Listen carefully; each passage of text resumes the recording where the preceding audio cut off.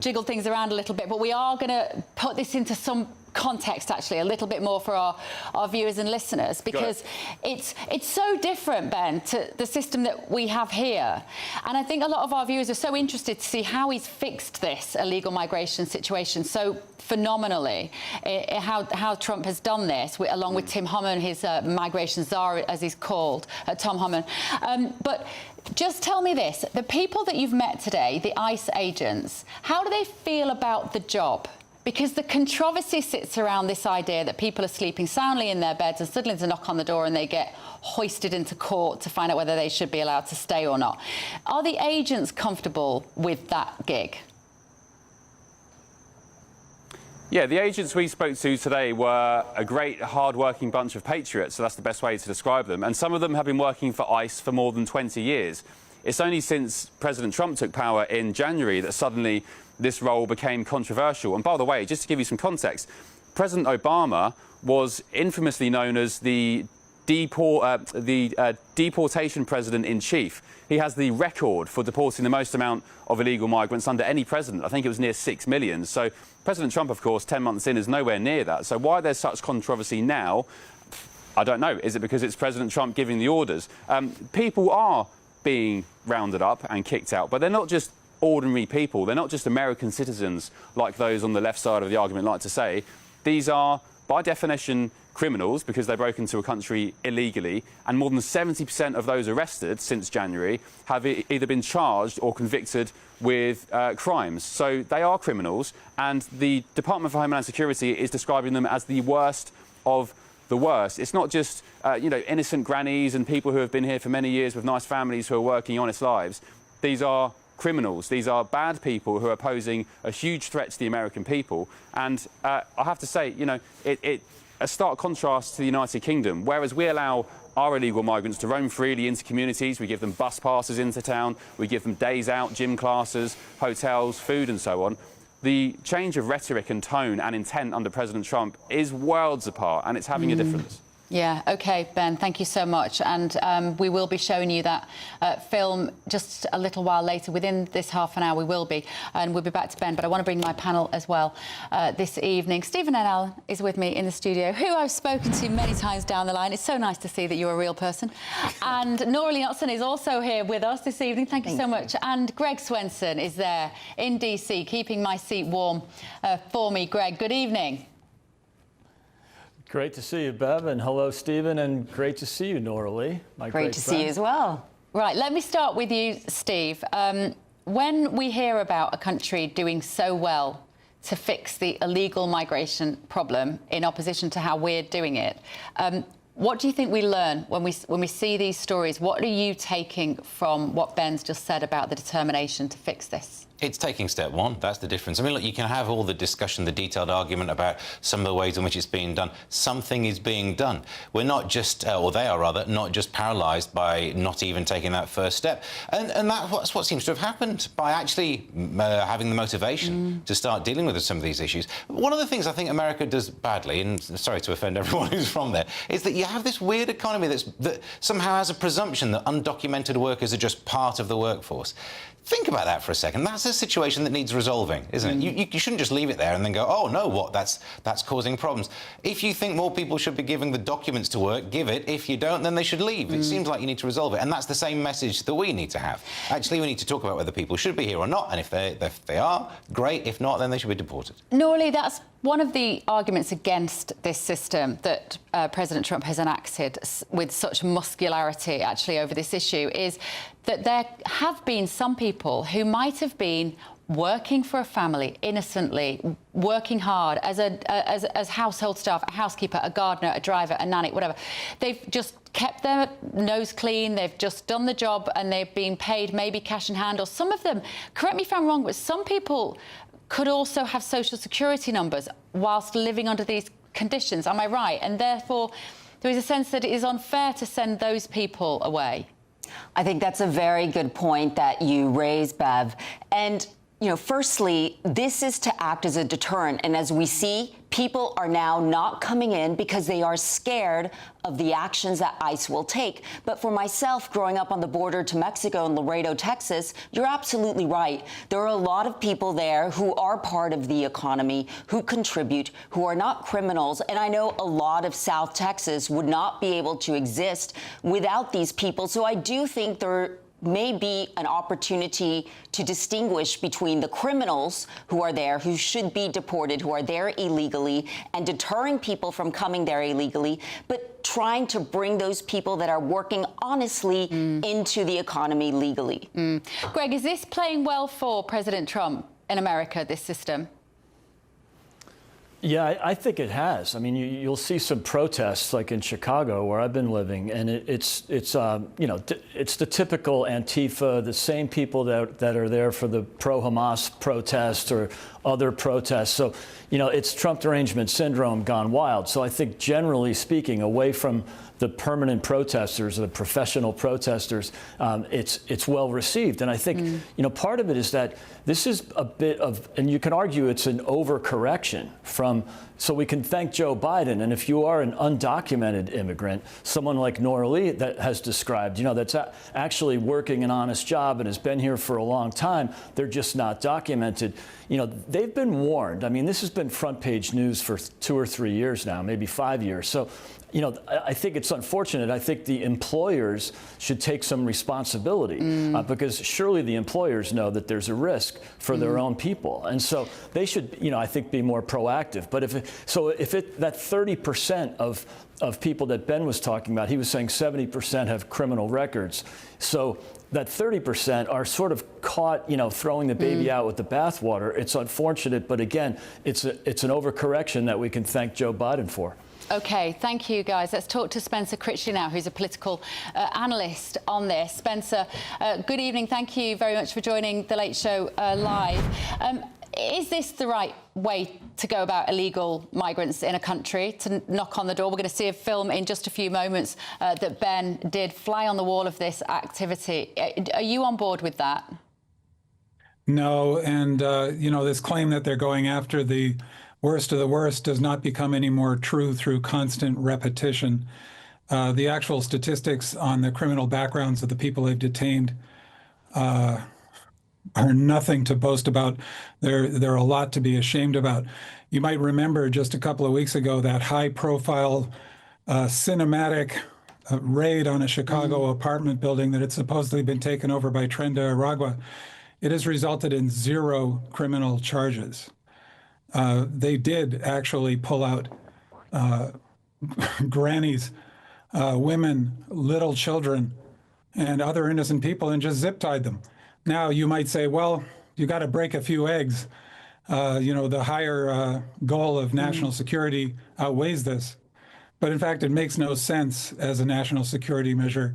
They're pulling FBI agents, Homeland Security investigations agents, and other people from counterterrorism, sex trafficking, fighting the cartels, and other very high priority missions, and having them arrest people, highly trained federal agents arrest people, most of whom have committed no crime or no serious crime whatsoever. So this actually makes us less safe by doing this. The point of it is not keeping America safe. The point of it is the theater to extend essentially Donald Trump's authoritarian power grab. He's following the lead of authoritarians the world over and throughout history. OK. All right, Spencer, really appreciate your input this evening. Political analyst and author Spencer Critchley there. Let me know your thoughts, gbnews.com/your say. There is also a brand new way to take part in the conversation by becoming a friend of GB News for free. Have a quick look. Join the community and be part of our shows by becoming a friend of GB News. Get a direct line to join the conversations that you hear us talking about every day in our programmes by commenting on Your Say and voting in You Decide polls. Access opinion, analysis and behind-the-scenes videos as we share more from the stories that you see on TV and radio. Plus, watch our shows live and on catch-up anywhere, anytime. If you love our channel channel. Become a friend of GB News for free by scanning the QR code or going to gbnews.com/friend. Don't just watch our programmes, come and be a part of them. Still ahead on The Late Show Live tonight. That vehicle you're following is not it. It's turning left at that stoplight you were at. We're behind it right now.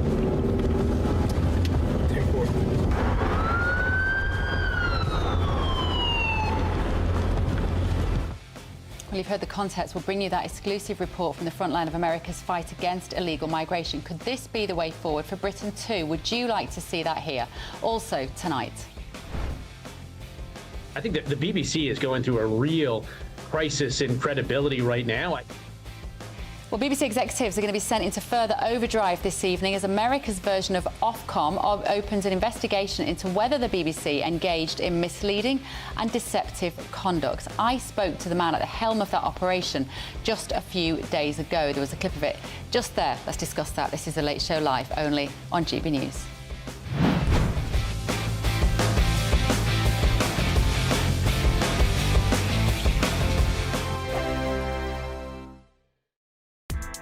Join me, Nana Akwe, for an informative, interactive news programme with a difference. It's fun. No, he didn't say that, Dave. I'm so surprised. I think there's an element of truth to that. Join me from 3 p.m. every weekend, only on GB News, Britain's news channel. Hi, I'm Michelle Dewberry, and my show is your opportunity to cut through all the noise and dive in headfirst to some robust debates. Ideas clash. Situation, isn't it? Because the failure is you're deliberately avoiding my point. Nothing's held back. And if you think this is the end of it, wait for more. And we do not shy away from the difficult stuff. Sometimes I want to shake people and say, if only you understood. So join me on Jubes and Kerr weeknights at 6 p.m. only on GB News, Britain's news channel. Britain was once the envy of the world. But look around. A nation that no longer knows what it is or where it's going. A country that's broken. How do we fix Britain? How do we bring it back? Friday night with Matt Goodwin at 8 p.m. only on GB News. Mornings don't have to be tiresome, especially if you have the right company. Wake up to news as it happens, opinion and debate, and of course, a little bit of entertainment too. Because when the kettle's on, we're on. That's Breakfast on GB News, a show worth waking up for. Every morning from 6 a.m. Only on the People's Channel, Britain's news channel. We'll spread the news, you spread the word. From the school run to the home run, watch a new show for all of Britain. He can say whatever he wants. A straight talking show where all voices are heard. And, you know, when are we going to stop talking about smashing the gangs and actually do it? With the stories that matter from every part of our country. There's a bit of a crash landing there for your Chancellor. Bold, fearless and standing up for you. That's me, Martin Daubney, 3 p.m. till 6 p.m. weekdays, here only on GB News. The People's Channel, Britain's news channel. In the GB Newsroom, we bring you the news as it happens. With our team of dedicated journalists across the UK, we're ready to keep you up to date with what's happening every half an hour, every single day. Bulletins here on GB News. The People's Channel, Britain's news channel. Westminster's full of talk, but out here, it's the real world. Am I allowed to talk now? No, that's it. This is where it matters, real people and real lives. That's what politics is all about. The fact that Trump made a good start, no. Straight answers, no spin, and just a couple of pints. How many fingers have I got up? About 10. So join me for Lee Anderson's Real World every Friday at 7 p.m. only on GB News.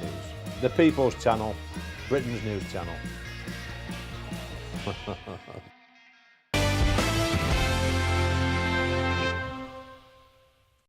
Welcome back to The Late Show Live. I'm Bev Turner. From London this evening, Ben is in America, and also we have Greg Swenson in our DC studio as well. Now, tonight, as we mentioned earlier, GB News has been granted exclusive access inside America's war on illegal migration. Ben Leo joined US immigration officers on a dawn raid in Florida. Let's return to Ben Leo, who is there in Florida. It's been a very long day for you, hasn't it, Ben? These dawn raids, well, it's in the title, isn't it? That kind of gives it away. It's not the kind of thing you do later on in the afternoon. What did your day involve? Yeah, Ben and I left our cameraman left the Airbnb around 3 this morning. It was a 5-hour operation looking particularly for one bad hombre, as President Trump would say. He was a Guatemalan cocaine dealer who El Salvador had an arrest warrant for, and he'd made his way back into the United States for a second or third time. So that was the primary mission, to find this chap. But yeah, I won't spill the beans. Let's take a look at the clip and we can have a chat afterwards. Let's take a look. So it's 4 in the morning here in southwest Florida. Behind me now, the guys from ICE and the local sheriff's department here in Hendry County are getting ready for this raid. All right, good morning, everybody. Today we're going after a Guatemalan national. His name is Alicio Tutchuk. He's wanted in El Salvador for drug trafficking. The guy has been expelled twice from the United States under Title 42. Be safe out there. We already have a vehicle on site. He's going to call out the radio, or call on the radio whenever he sees anything.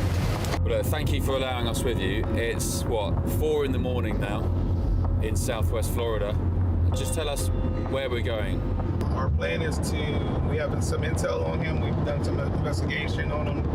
Our plan is to try to locate him, bring him into custody, remove him from our country, and send him back to his authorities. So that's his house across the road? Correct. And you're waiting for him to come out. Are you going to hit him when he gets in his car? Or? Yeah, we're waiting for him to come out. So at the 984 Citrus, I got 5 vehicles. They're outside that mobile home. There's units down the road, Alvin? Yes, sir.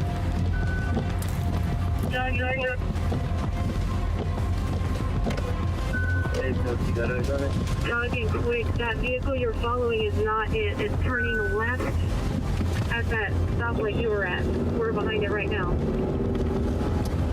10-4.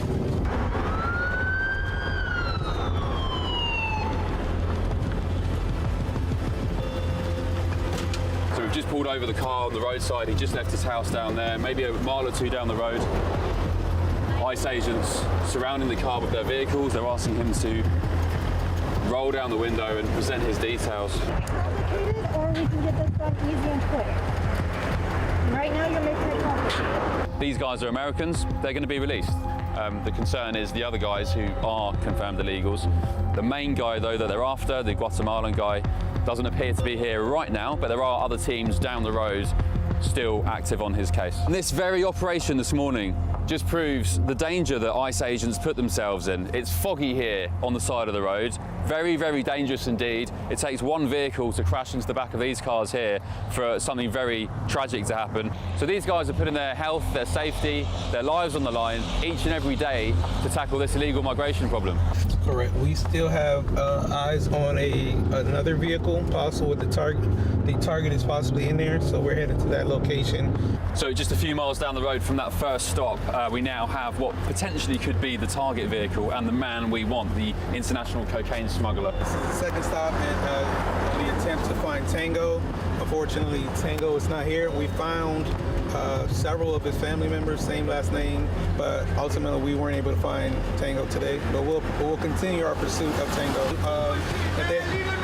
If they have any crimes here in the U.S. So that guy there shouting out his van saying, "Leave the man alone, leave the man alone." Yeah, that's their ignorance. A lot of times they don't want to know. They just pick a side and without any type of information. We're going to head now to a third address and see if he's there.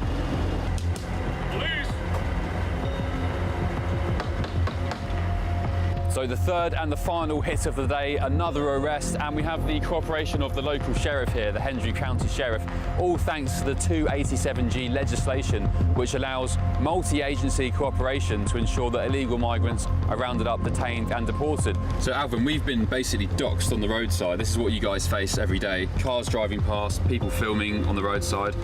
Correct, every day. We have civilians doing counterintelligence on us, letting the public and the illegals know where we are. It's captioned "filming their horrors."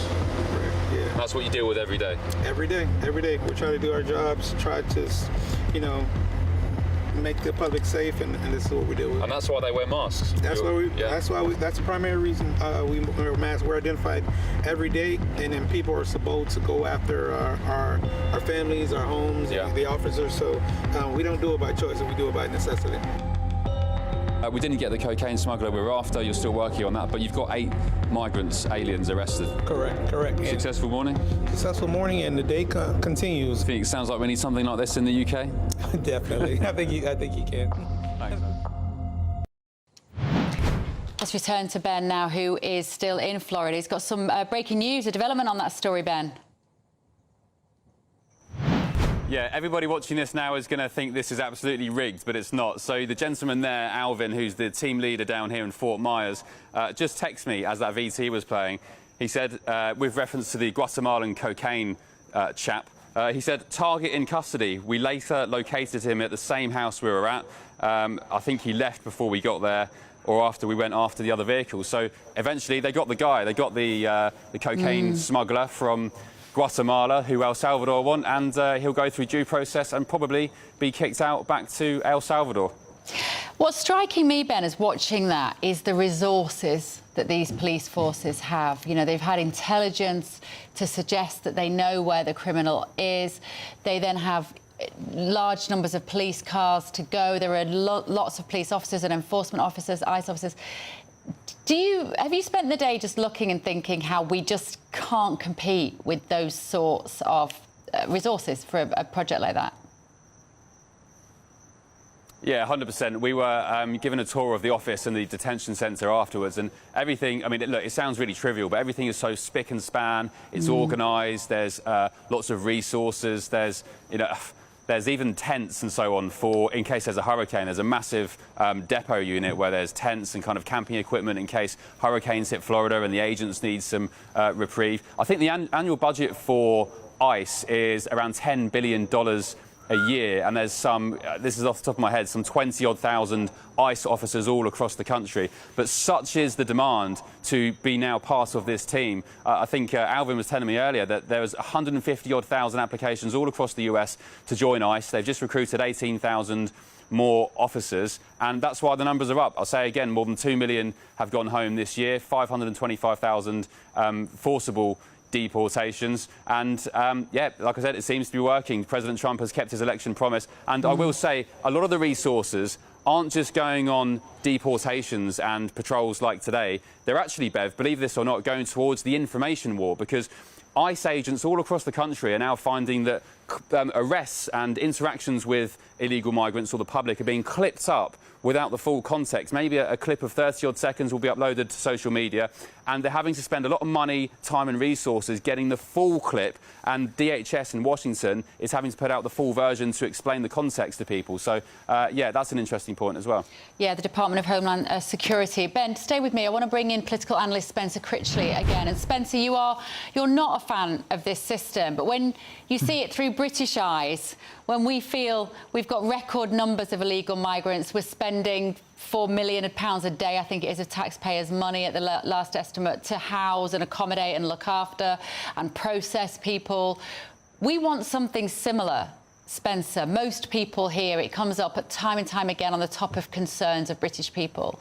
So when you hear that, do you not think that perhaps there is some merit in this particular protocol that is currently being enacted in America? Like most Americans, and I think like most people everywhere, I'm in favor of secure borders. America was built on immigration, and it's one of the greatest things about this country. But of course, we can't have uncontrolled immigration. So that is not the point of disagreement here. And I'd like to, if I could, just set aside, you know, the political and moral arguments about how we feel about the way this is being done and focus on the law enforcement aspect.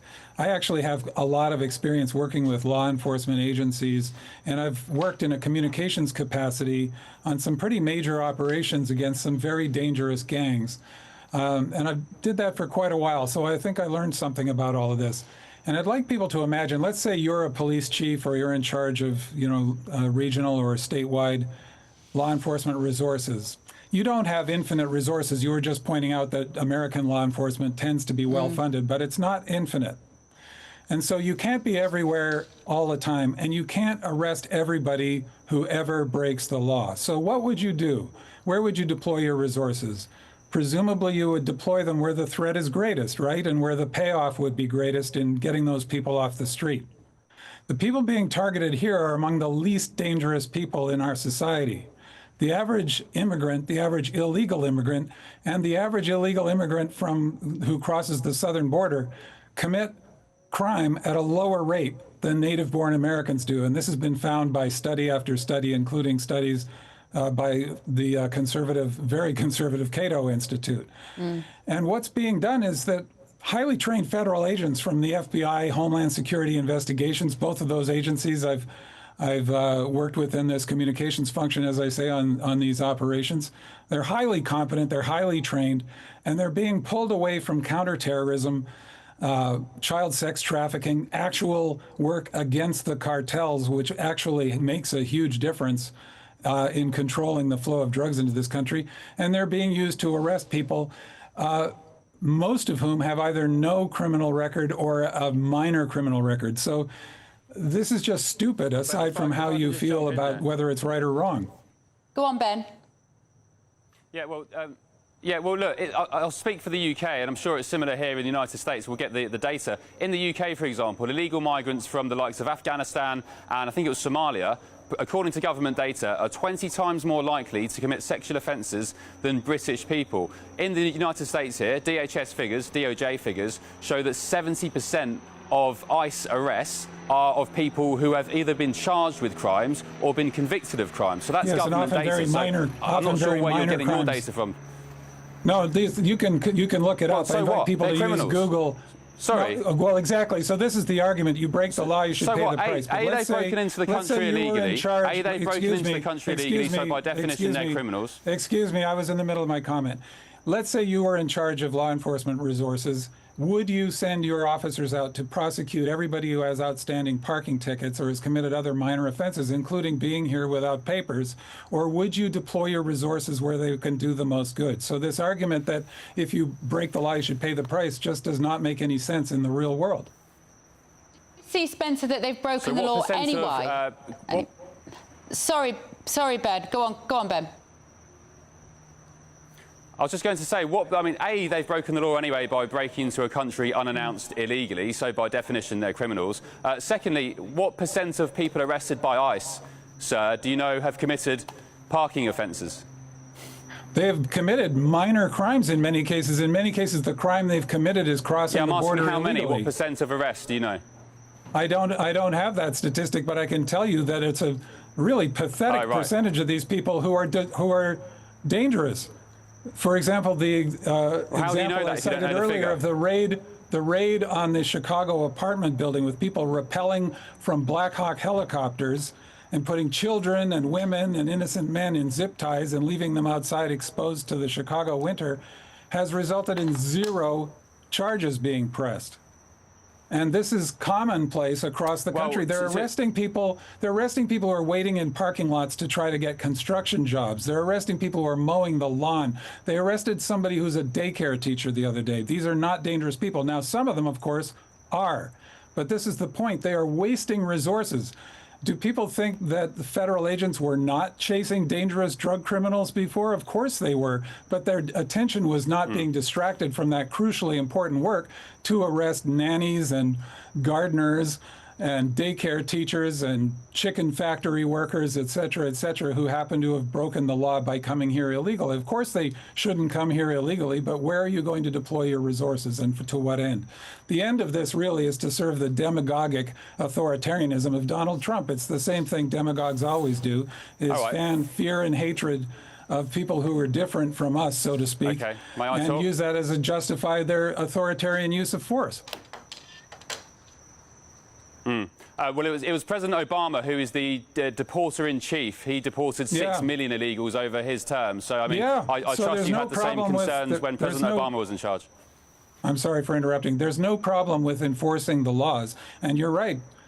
President Obama did that vigorously. A lot of that was turning people away. No, but Obama did not send masked agents to terrorize neighborhoods and drag innocent people out of their workplaces. Well, Obama put children in cages, which many people accuse President Trump of doing.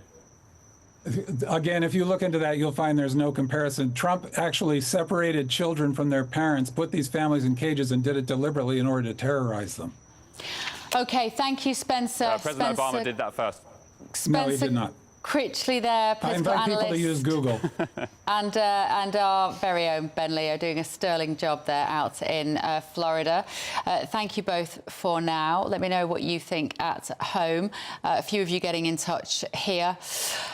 Starkey has said, Bev, our police would be itching to take part in such a raid. It's our government that wouldn't have their backs. And Yerman has said, UK ICE, UK ICE, UK ICE. Steve, a lot of people will be watching this and agreeing with that. UK ICE, we want something similar, do we?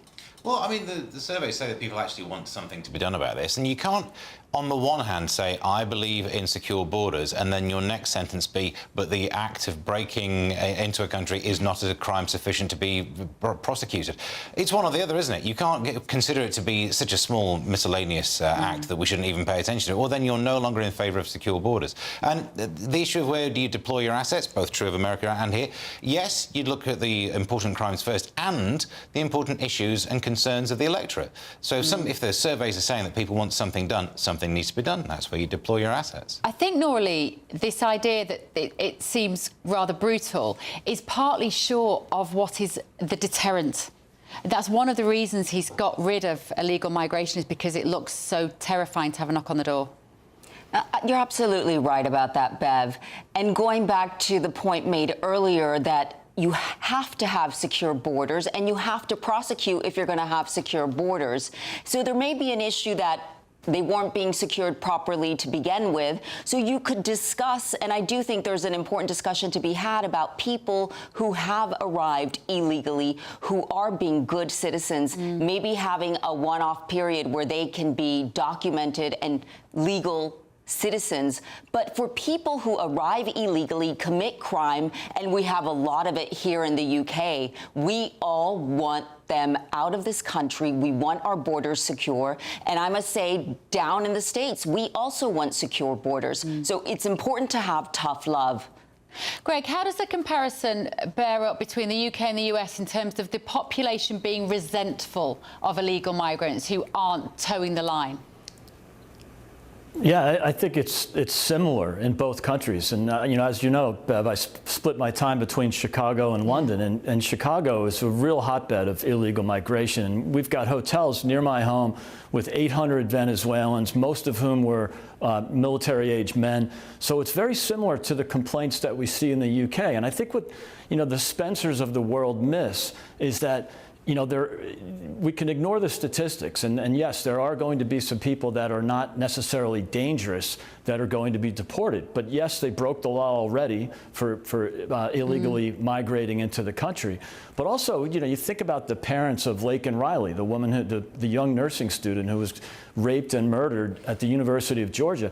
And the assailant, the man that killed her, had been arrested in New York, illegal migrant, arrested in New York, and released by the Soros-backed, district attorney who decided that, that enforcing felony laws was racist, and then he took a bus down to Georgia to another sanctuary place, the so-called sanctuary cities. So, we have a lot of the same complaints here in the U.S., and it's typical of, and I think the other thing Spencer was missing is that this has nothing to do with Trump, really.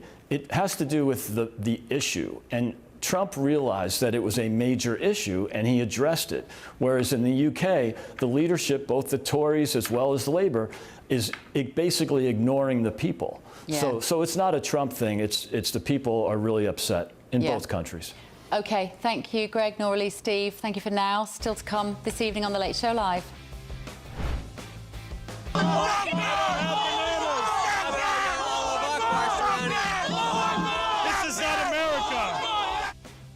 This is not America, he said. That is Dearborn in Michigan, where tensions have flared between Muslims and Christians as violent protests erupt. This is The Late Show Live, only on GB News.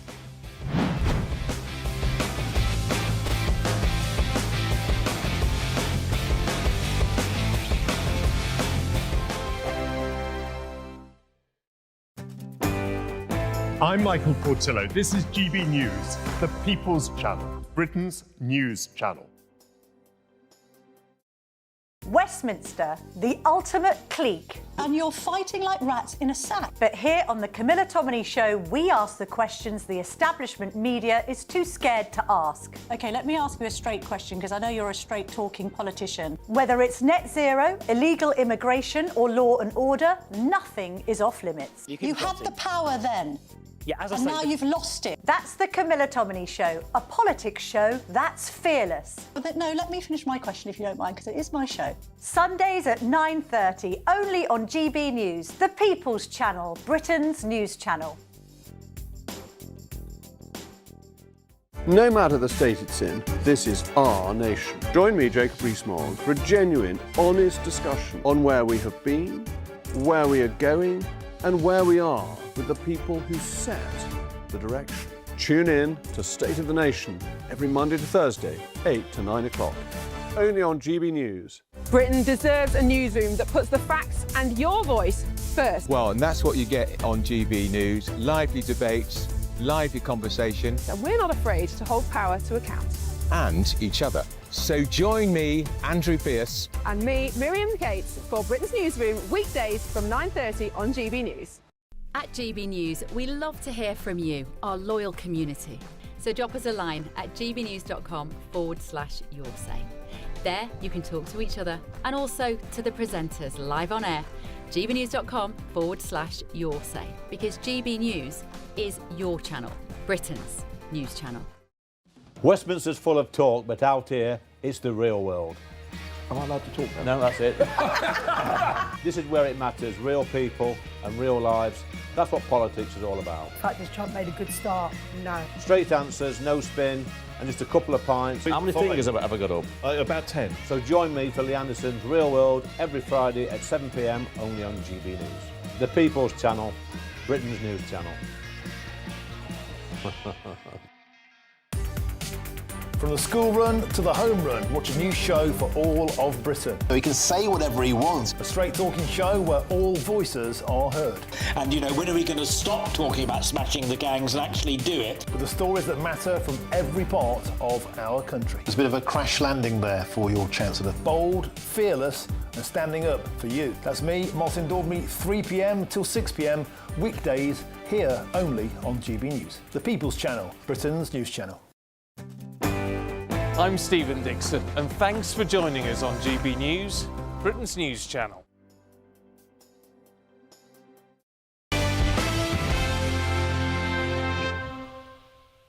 Welcome back to The Late Show Live with me, Bev, in London tonight. Thank you for joining me. So, young people are stepping away. Is that us? Is that any of us? We're not young. No. None of us. I'm young. Younger hearts. That's what we are. Exactly. Young people are stepping away from traditional wedding ceremonies. In 2023, the Church of England recorded only 23,000 marriages across England and Wales. That is the lowest since records began in 1937, excluding the pandemic years of 20 and 2021. So joining me now to talk about this is Pastor Mark Burns, evangelical minister and pastor for Donald Trump, of course, and GB News' contributor Charlie Downs. Mark, that is such a shocking statistic that we've got the lowest in England, the lowest recorded marriages since 1937.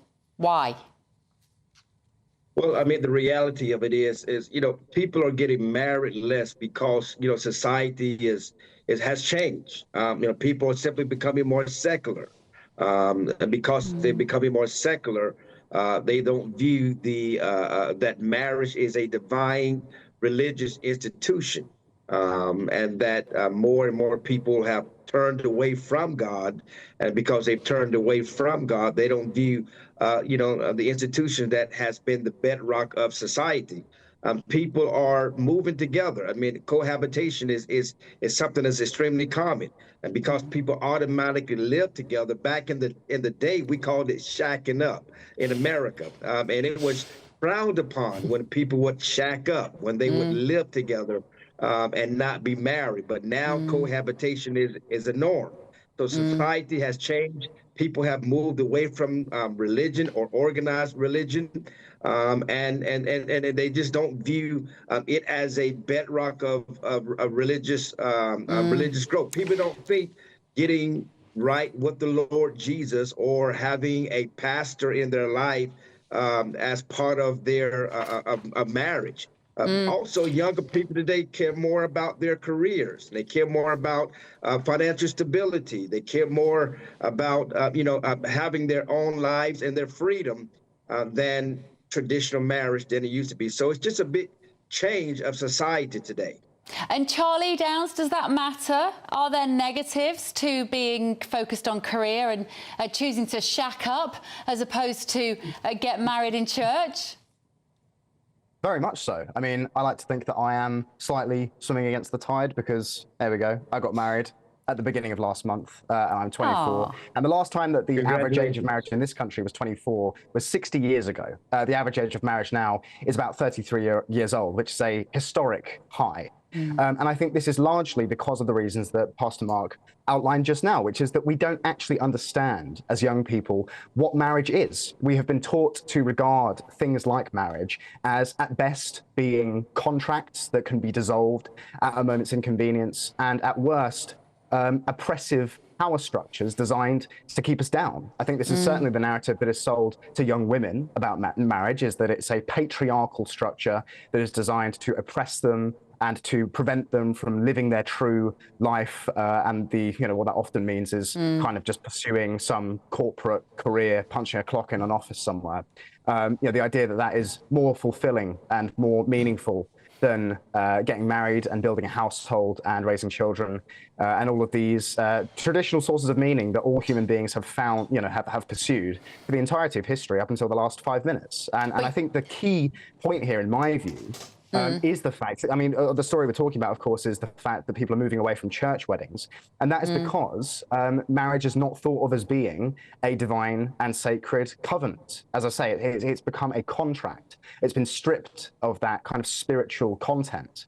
And so I think looking at it and thinking, well, why would I bother doing this? Certainly in the context of, men being often on the receiving end of very punitive, unfair divorce settlements. This is a real stereotype that goes around a lot now. You sort of meet a lot of young guys who say they don't want to get divorced because they don't want to get married because they don't want to get screwed in the divorce courts.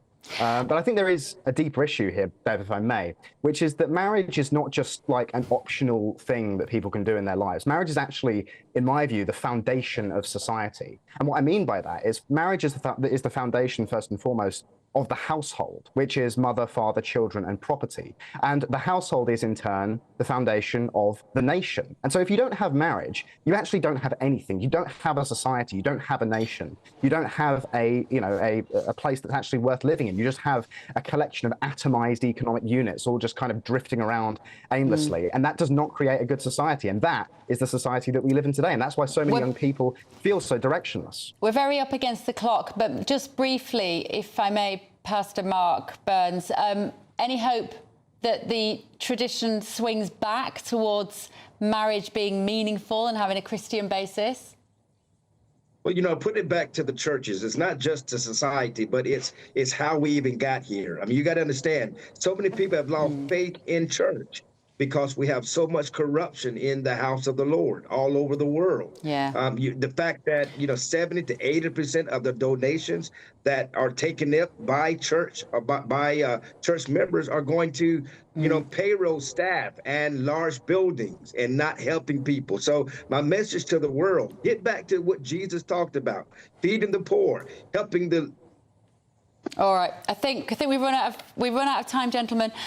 We need to move on. Oh, we could have had a little chat about that. Maybe we will revisit it with these slightly older heads at the table. But still to come on The Late Show Live. This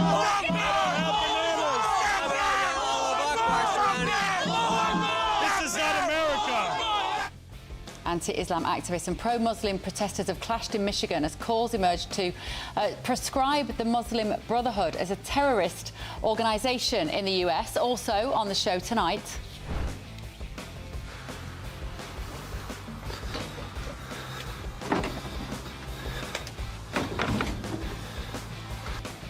We have two brilliant fly tipping virals to show you tonight. I promise you do not want to miss what happens next after a Scottish farmer found people tipping on his site. This is The Late Show Live, only on GB News.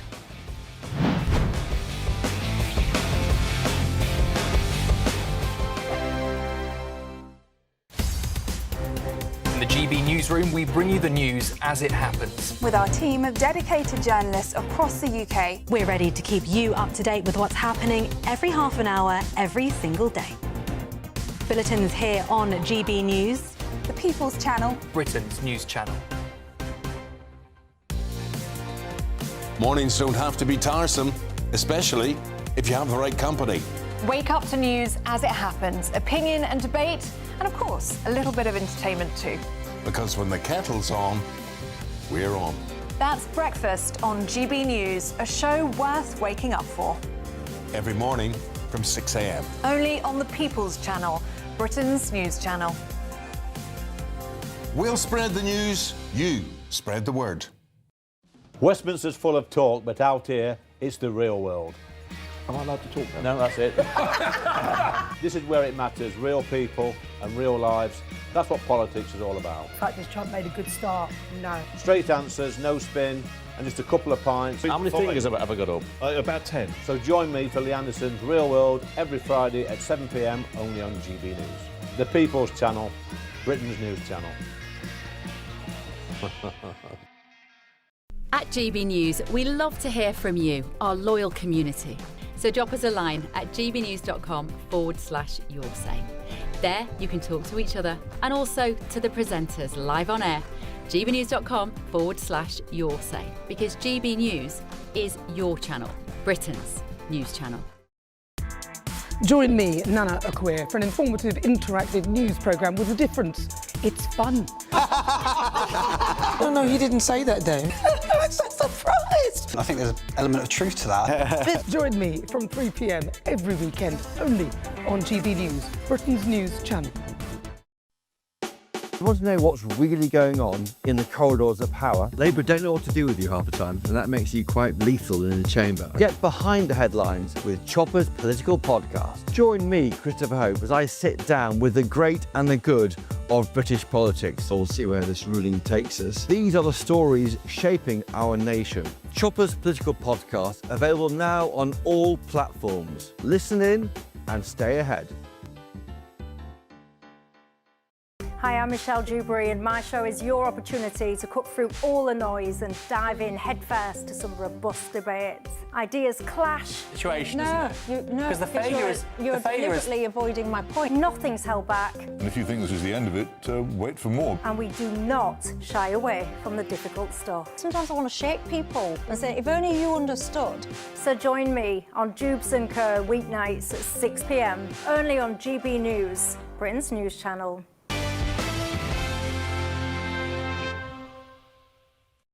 Welcome back to The Late Show Live. I am Bev Turner. Now tonight, mounting pressure in America and here in Britain over whether the Muslim Brotherhood group should be labelled a terror organisation. Now, all of this comes as Michigan saw violent street clashes overnight with anti-Islam protesters facing off against pro-Muslim groups.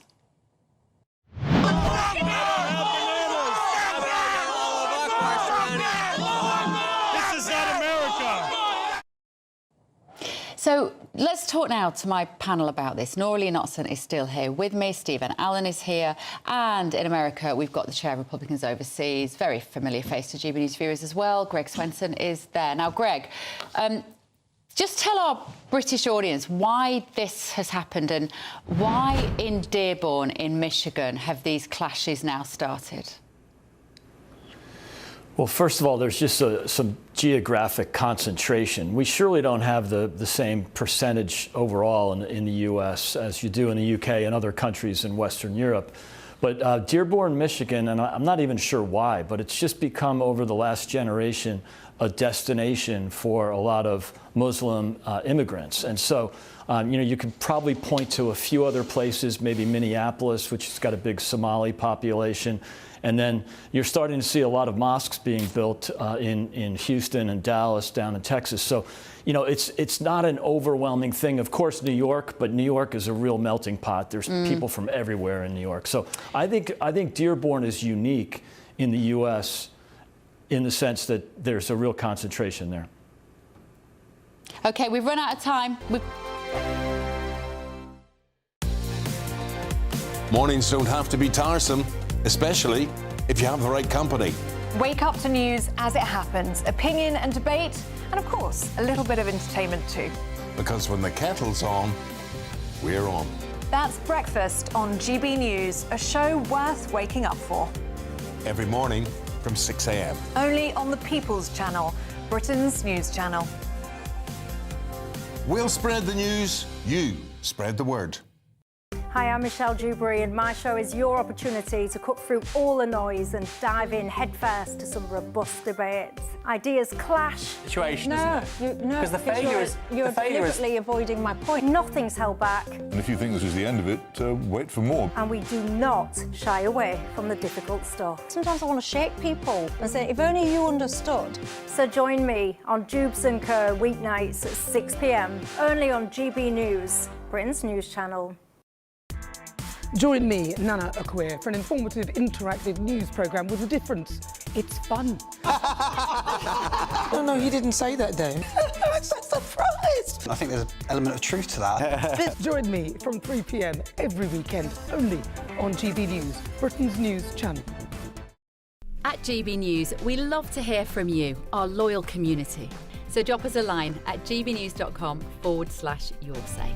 There you can talk to each other and also to the presenters live on air. gbnews.com/yoursay, because GB News is your channel, Britain's news channel. Westminster, the ultimate clique. And you're fighting like rats in a sack. But here on the Camilla Tominey Show, we ask the questions the establishment media is too scared to ask. OK, let me ask you a straight question, because I know you're a straight-talking politician. Whether it's net zero, illegal immigration or law and order, nothing is off limits. You had the power then. Yeah, as I And say, now you've lost it. That's the Camilla Tominey Show, a politics show that's fearless. No, let me finish my question if you don't mind, because it is my show. Sundays at 9:30, only on GB News, the People's Channel, Britain's news channel.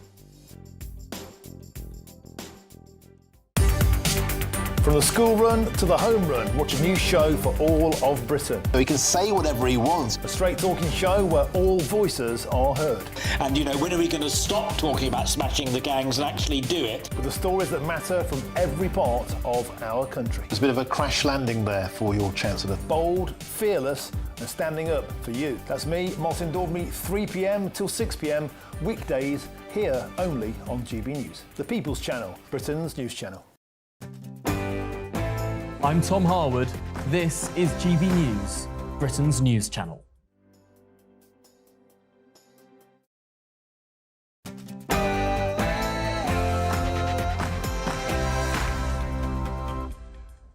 On The Late Show Live tonight. That vehicle you're following is not it. It's turning left at that stoplight you were at. We're behind it right now.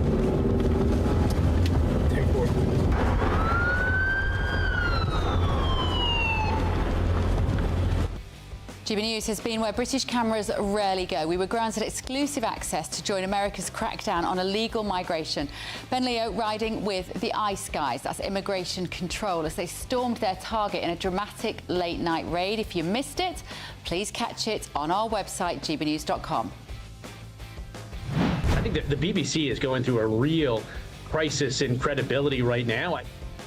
Well, it's a story that won't go away. That was an interview that I did last week. But in the last few minutes, America's version of Ofcom, the FCC, has sent a letter to the BBC here in London and other major American TV news networks announcing that they are launching an investigation into the edits of President Trump's January the 6th speech. It has not gone away. We're going to be cracking open tomorrow's front pages hours before the ink is dry and breaking the news before it becomes news. This evening, of course, it is a transatlantic special. We are live from both London and Washington and also Florida, bringing you the stories that America is talking about and that matter to Britain too, including this.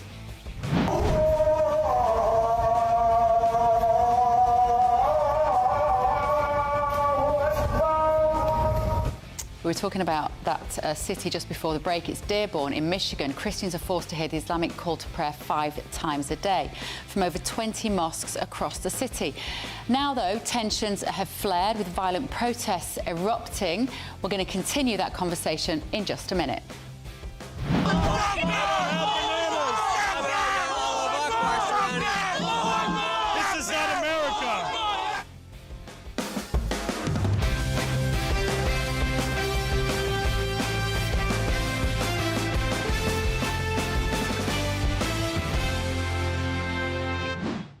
So let's return to that story that we had to cut short just before the break, because there is mounting pressure in America and here in the UK over whether the Muslim Brotherhood should be labelled a terrorist organisation. The group was founded in Egypt in 1928. It's the world's most influential Islamist movement, spawning offshoots across the Middle East, and it's accused by critics of promoting a hardline political Islam under the banner of religious reform.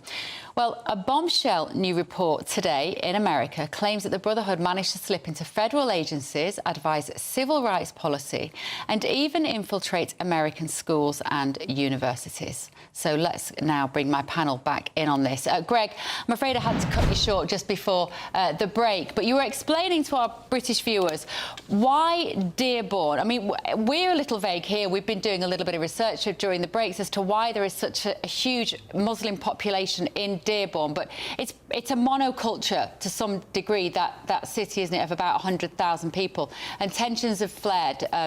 Greg, why now? Yeah, I think there's just been a lot of stress in these neighborhoods in the U.S. and notably in Dearborn, where I think some of the people are just getting a little bit upset or nervous about the mass migration, which is, I think the UK was way ahead of us on that concern, where the voters were polling as mass migration was the #1 issue. So, it's surely been the case here because of illegal migration.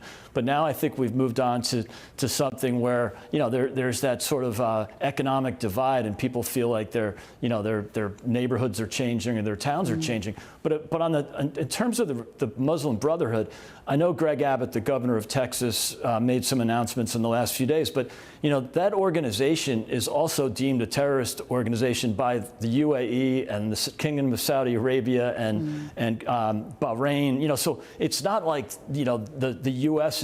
would be out of order or really off the grid by deeming them a terrorist organization. So, Steve, what stops Western governments calling an organisation like that a terrorist organisation when, as you say, Middle Eastern countries don't want anything to do with them? Some of the people are so hardline. Yeah, well, I suppose it's the difference between frowning upon, disagreeing with, or considering someone to be a terrorist. And actually, the second one requires a definition of the actions taken. It's almost doesn't matter what your cause is, it's the actions you take to try and promote it that would make you a terrorist or not. So disagreeing with what they're aiming for isn't necessarily what we're talking about and what Western governments wouldn't be looking at. So that's probably the issue. And when we look to the wider issue of what's happening there, one of the things I was reading about is the issue of family reunification. I think that's why you can get such a density of migrants in one area because of that. And we don't know what the number would be, but there must be some percentage that then changes when integration needs to happen or not. If one person turns up to a country, you've got to blend in. If it's 99% of the population have moved in, well, of course, it won't feel like that country anymore. Somewhere on that graph will be the bit when we start to notice it. And it's about time we have the conversation about what a nation can expect in terms of the integration that it should see. Of course, the society should change as there's migration, and it should change at a rate that is acceptable to everyone. And is that the problem, Nora-Lee, do you think, in Dearborn, is that the rate of change has been very quick, and there are now concerns about, we hear this word, this Islamification of culture. And some people have raised those concerns with Mamdani becoming the new mayor of New York as well. Is this a new concept to Americans? I think you're right. This has sparked a lot of tensions. Mamdani, even in Texas, we had Governor Abbott who had to come out several weeks back and say Sharia law is banned, which we know because you have separation of church and state. I think it's probably also a practical issue for families living in Dearborn.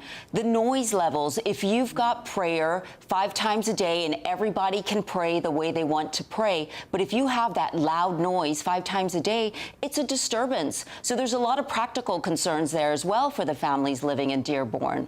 And do you think, Greg, that Americans are looking across to mainland Europe as well and to the UK with lots of displaced people from Middle Eastern countries, predominantly Muslims, moving into areas and therefore doing what? Changing the cultural landscape, changing the businesses perhaps, changing the language on the front of shops. And Americans are now looking and going, are we comfortable with that sort of dilution?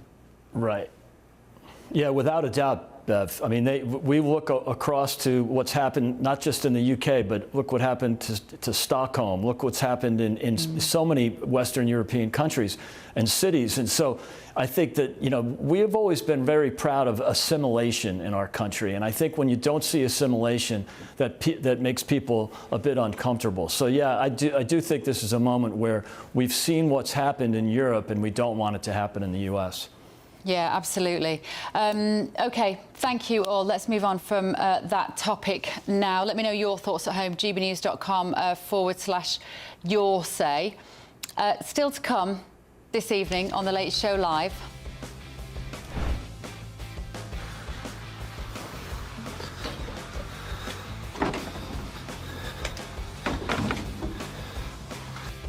Oh, you really don't want to miss that. It's a Scottish farmer unleashing hell on a group of men dumping rubbish on one of his fields. We'll show you his reaction also tonight. I think that the BBC is going through a real crisis in credibility right now. So that is just breaking this evening. America's version of Ofcom, the FCC, has launched a probe into the BBC after editing President Trump's January the 6th speech. This is The Late Show Live, only on GB News.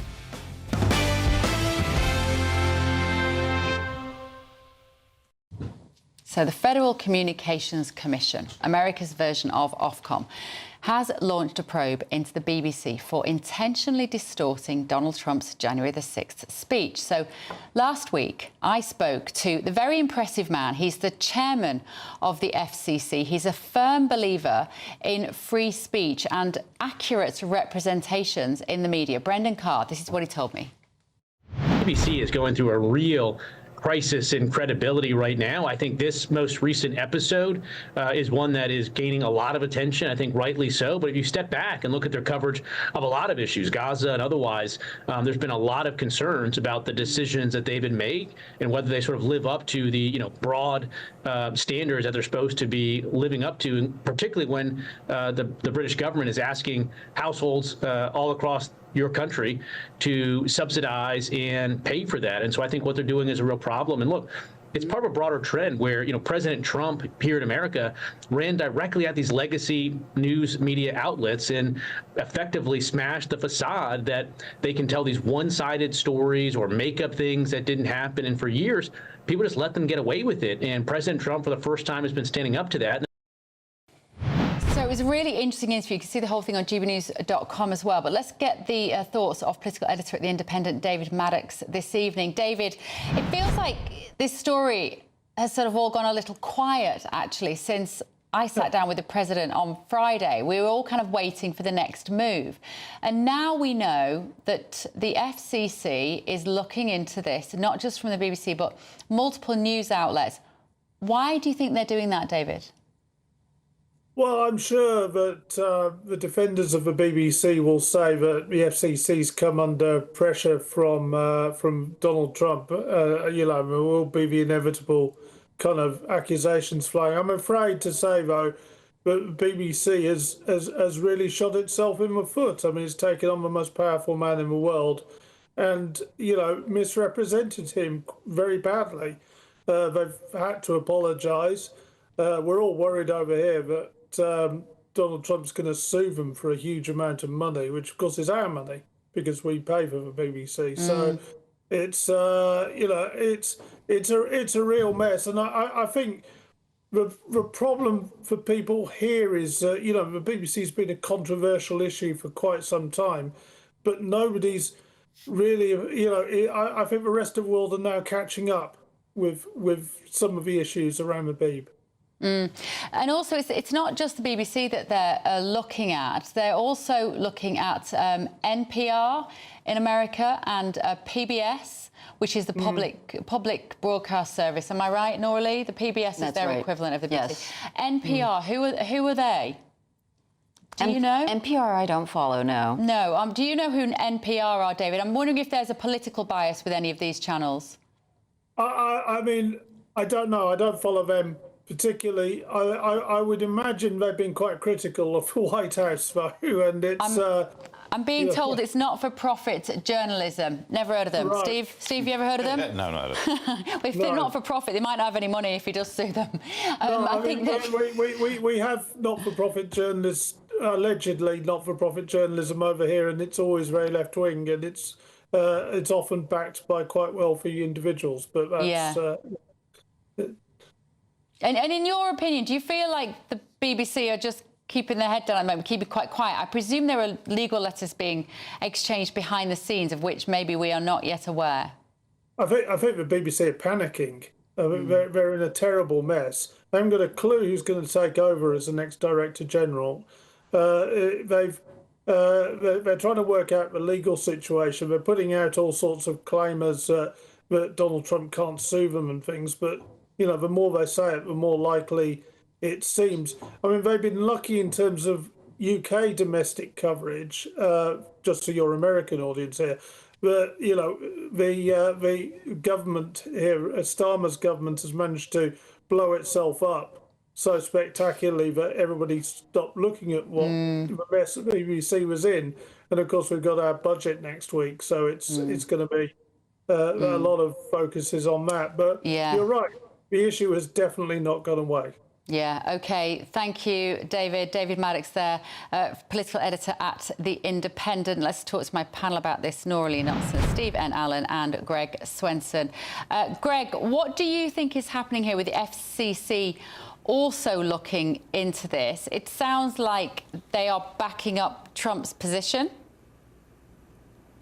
Yeah, I think they are. I mean, it'd be hard to argue otherwise that they, started looking into these networks, 2 days after, or 1 day after he had that little spat with the ABC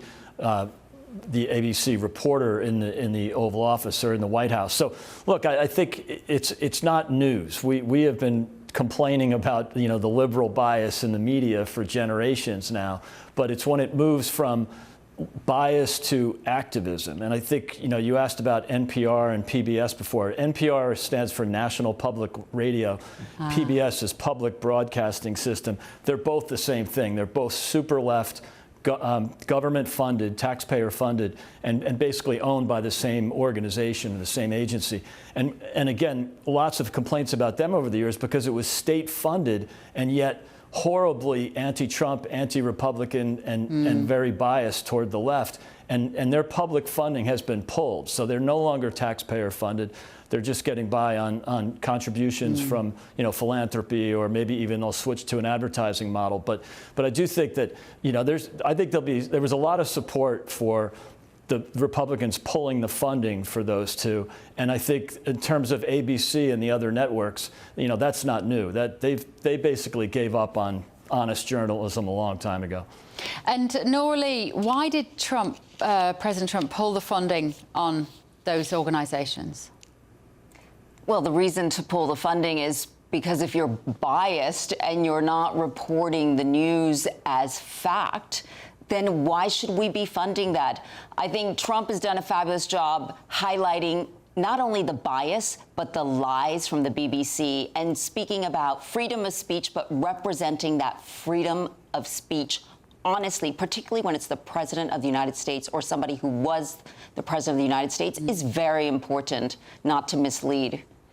And I think previously, I just want to let you know what the White House had said about this. So because when this story broke, the question was, how does President Trump feel about state-funded broadcast? And the White House had previously said the government funding of news media in this environment is not only outdated and unnecessary, but corrosive to the appearance of journalistic independence, which, Steve, was a signpost that he might not be that sympathetic to the fact that the BBC is state-funded journalism. Yes, I mean, it's set up to try and separate it, isn't it? That it's not directly funded by the government, that they are just involved in taking our money and handing it to the BBC, which gives some sort of separation. Look, it's interesting that there will be the FCC investigation. It shouldn't take long, because it feels like the BBC side of it, which I suppose that's the one we Brits really pay attention to in this news story, it can't take long to work out that, yeah, they did a bad thing. Even the BBC have had to admit it now. I mean, like, I used to work for the BBC. We've all, in local radio. And in local radio, I would not have been allowed to do a cut and shot with 2 clips to make someone say something they didn't say. So if I wasn't allowed to do it, there's no way that Panorama should be allowed to do it. People keep talking about this suing for our money, though. BBC Worldwide earns about $3 billion a year. Take it from that one, rather than from a licence fee. That is a very good point, actually, because they make that, don't they, from the sales of classic comedies and really good modern dramas that they do. And actually, I love some of the artistic work that the BBC does, some of the creative work that they do in the fiction and the drama. Brilliant, wonderful. It's just the news, which they shouldn't probably have anything to do with. Shall we have a little reminder of what President Trump said to me about the BBC just last week? Here it is. I have to admit their guilt. It's on tape. You know, I mean, there's nothing to admit. No, I think very shortly we have a statutory period. We've notified them by writing, and I think you have to wait a week. And so that time's coming up, and after that time comes up, we'll sue them. My lawyers say for $1 billion or more, and we'll see how it all works out. But I can't imagine they could do very well in that lawsuit. What they've done is incredible. But I will say, I think I have an obligation to bring a major lawsuit against the BBC, because what they did is impossible to believe. Now, fake news was a great term, except it's not strong enough. You know, I'd like it to be stronger. You know, the word fake is one thing, but this is beyond fake. This is corrupt, what they did. He was very resolute, obviously, in that conversation, and that was not quite a week ago now. It feels like a long time ago, let me tell you. But it was only on Friday, and these things, I guess, don't happen quickly, Steve. Like, one of the questions I asked him, did he expect this to be a big, protracted legal battle? And I think he answered something like, well, things happen a bit more quickly in your country than they do here. I was thinking it's probably because American lawyers are really good at dragging things out because they make a blimmin' fortune. I mean, they don't do too badly here in the UK as well, of course. But what do you think the next steps might be in this, Steve? Well, I guess they need to work out if Donald Trump is going to sue, which bit he sues. Is it just BBC America? And there are all the questions about what was broadcast where and when, and the internet these days means everything's broadcast everywhere, so I'm not really sure how you answer this. You're right, what's going to happen is there's going to be a period where lawyers make a lot of money, and the BBC lawyers will be funded by the licence fee. Yeah, rather than, as you say, the profit maybe necessarily that they make from BBC World. Should they, Nora Lee, should the legal teams for the BBC be funded by the licence fee payer in a situation like this? I would expect that that's part of the expenses and that comes from the license fee, but we know that there will ultimately be a settlement, and it'll probably be similar to the $16 million settlement that Trump had with CBS, with ABC. The $5 billion number is just a headline. And do you think this has affected the reputation of America, of the BBC in America, Nora Lee?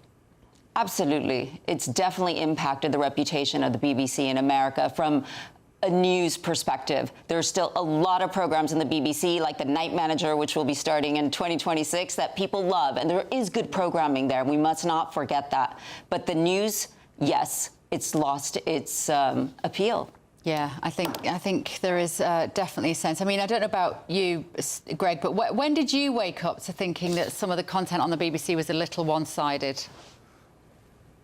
Well, when I moved to the UK in 2015, I mean, all you have to do is watch it and see that it's very, very left-leaning, and I don't think there's any dispute about that. But I do also think that, you know, we have the same thing in the U.S. It's just not quite as regulated here. The FCC, the Federal Communications Commission, you know, yes, they do regulate the broadcasting businesses, both radio and TV, to a certain degree, but it's nothing like Ofcom, where you have, you know, you have to have two sides on everything, and it doesn't seem to work with the BBC, because, you know, they're not afraid to fine, you know, the conservative networks, but they don't. I don't imagine they fine the BBC that often. But hopefully we'll see some positive outcome here. Hopefully that, you know, there'll be some self-reflection at BBC News and start to dial down the activism and get back to news reporting. OK.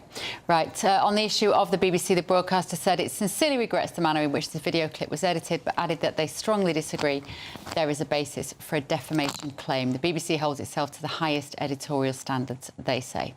Still to come on The Late Show Live. It's about finding time to connect with the people we love. Yeah. Embracing traditions. I like this. and making new ones. Oh, it's painful, isn't it? Meghan Markle drops the latest teaser for her holiday special. We'll tell you what we really think of it. This is The Late Show Live, only on GB News. Expect warm spells with the odd rude interruption. Box Boilers sponsors the weather on GB News.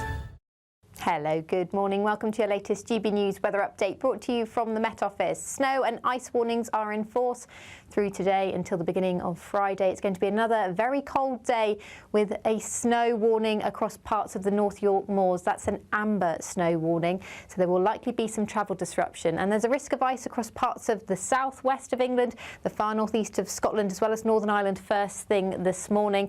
However, across more western parts of the UK, it will be another bright day away from the far southwest coast of Pembrokeshire as well as Cornwall. And in the sunshine, not feeling too bad, but the sunshine's not out for too long at this time of year. So it's still going to feel pretty cold, particularly if you're exposed to the breeze.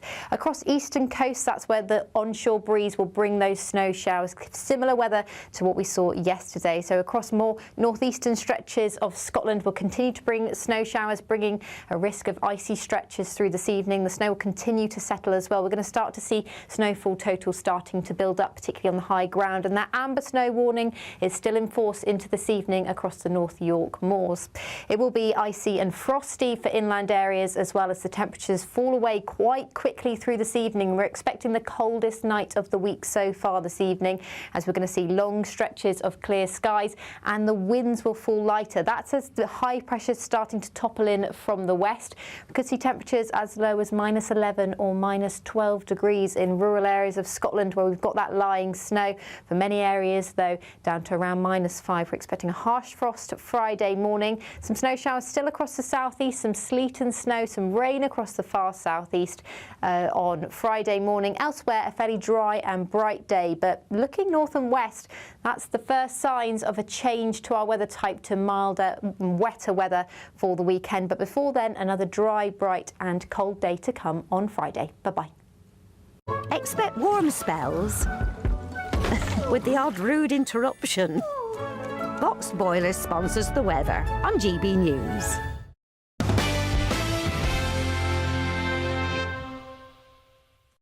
Welcome back to The Late Show Live from London and also DC tonight. So I know you're thrilled. Meghan Sussex, that's what she insists we call her, isn't it? Meghan Markle is going to return to your screens with a special Christmas edition of With Love, Meghan on Netflix to celebrate the holiday season. Have a look. I love the holiday season. It's about finding time to connect with the people we love. Yeah. Embracing traditions. I like this. There we go. And making new ones. We are now in. It's pretty jolly here. Let's go craft. Heyo. It's so pretty. So easy and elegant. It's better the next day and everything turns red. Oh, Kinsey Schofield, just kill me now. I mean, it's more footage of Meghan Markle with her fake friends, who she obviously doesn't know, just saying, isn't it pretty? Isn't it pretty? It's literally the most shallow thing in the world. Is anybody buying it? Meghan coaching the world on keeping relationships warm is a plot twist. I mean, she treats relationships like seasonal decorations. They're out by January. I think that this is such a joke, but this ultimately we know that this exists because she's trying to drive traffic to the retail arm, which is As Ever. But how successful truly is As Ever, and how much does Netflix really believe in As Ever when they're not even featuring her products in their upcoming pop-up stores this season? And genuinely, it kind of pains me to attack other women publicly. It's not something I make a habit of. And I've tried with her. I've tried. I was so happy on the wedding day, and I really wanted her to be successful. But she has tested the patience of everybody watching from this country. We just wanted to do something of meaning and substance. And what I wanted her to only ever do, Kinsey, was be an actress, because she was actually really blooming good at that. She's really good in Suits. She should just go back to acting, shouldn't she, and stop trying to be this lifestyle lifestyle guru. If she was that good at acting, we wouldn't be so offended by her lifestyle pursuits, really. But, you know, I think I'm with you. I loved Meghan Markle. In fact, my first podcast was called In Defense of Meghan Markle. That didn't last very long. I think the reason that you and I are frustrated by her is because she looks to be destructive towards the British royal family, to critique the British royal family, to tear them down, but also wants the perks, continues to utilize that title and continues to utilize that proximity to create professional opportunities for herself and to monetize her lifestyle. And that's not fair. If these people are so terrible that on Christmas Day, you won't be speaking to them or your own family because you've alienated both, then stop utilizing the perks that come with being a royal. Yeah, and honestly, Christmas Day, when she's got 2 young children that don't see their grandfather, who is the King of England, like, that's a spectacular disaster from a familial point of view. Even just for the sake of your kids, like, just keep Grandad on side. I mean, you should always keep Granddads on side, whether they're King of England or not, frankly. But the idea that she's there thinking that putting a wreath on a table or prettying some little stupid biscuits is more important than relationships, and she's trying to sell the relationships. It's this astonishing lack of insight into their own flaws, isn't it? That's what I think drives us mad. Yeah, it's that their priorities are totally off. Prince Harry had the luxury of growing up around a ton of cousins that could absolutely relate to the awkward attention that they were just born into. Harry and Meghan's children do have a ton of attention that they inevitably will find out about. They're going to have access to the internet, and they're going to see that every time mom had something to sell, the back of their heads popped up on her Instagram account, and people took note of that she was using them as a vehicle to push this retail business as well. So you're right. I mean, coming from a loving family standpoint, it's horrible as well.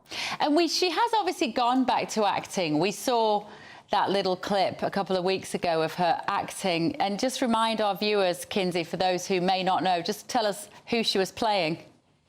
Meghan Markle as Meghan Markle. It's a stretch, huh? Well, it takes method acting to a whole new level. Meghan on a movie set with her diva demands. And do we know anything about that drama? What is she doing in a production playing herself? Well, what we know about the movie is that it's 2 couples.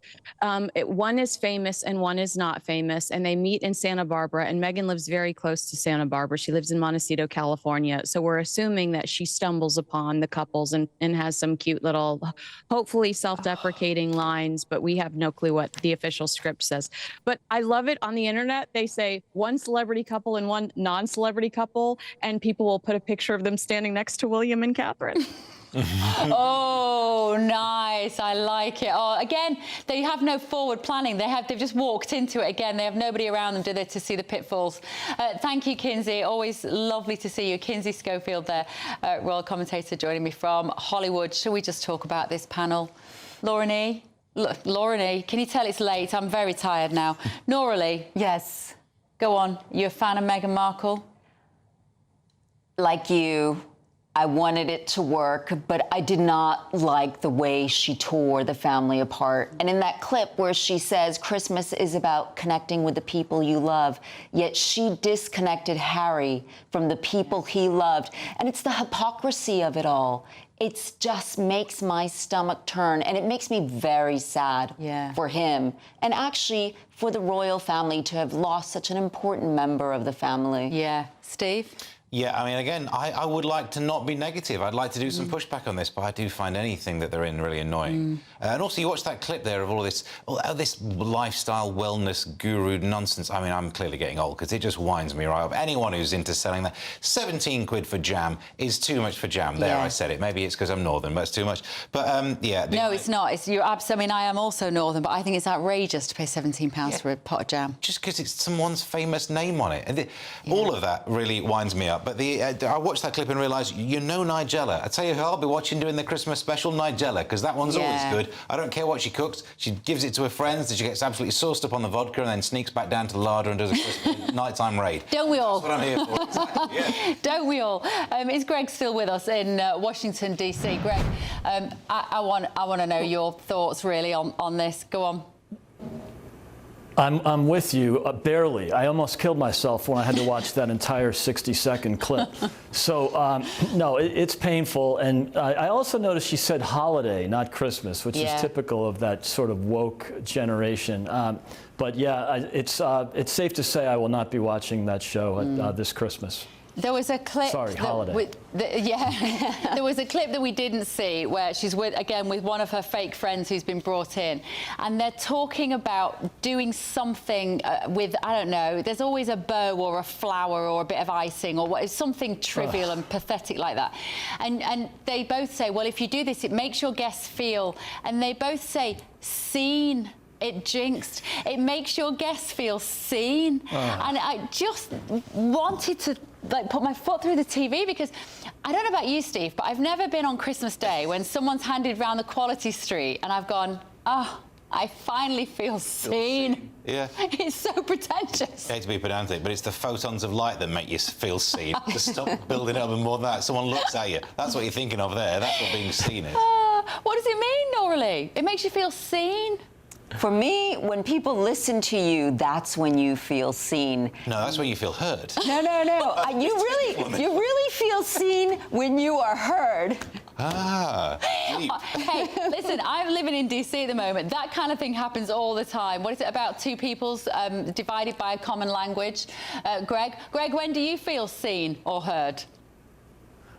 I'm not sure, but I just hope you don't play that clip when I'm in the studio. So play it tomorrow night. I think that would be a great idea. I know it's torture. Let me know at home what you think. gbnews.com /your say. Right, still to come tonight on The Late Show Live. The one I haven't done yet is Russia and Ukraine. It should have never started. It's a bloodbath. It is a terrible bloodbath. There are so many soldiers. Not since the Second World War has anything been like that.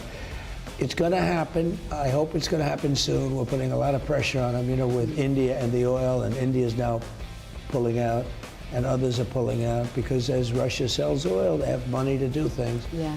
But I think we're going to get it done, but it's a shame. Yeah.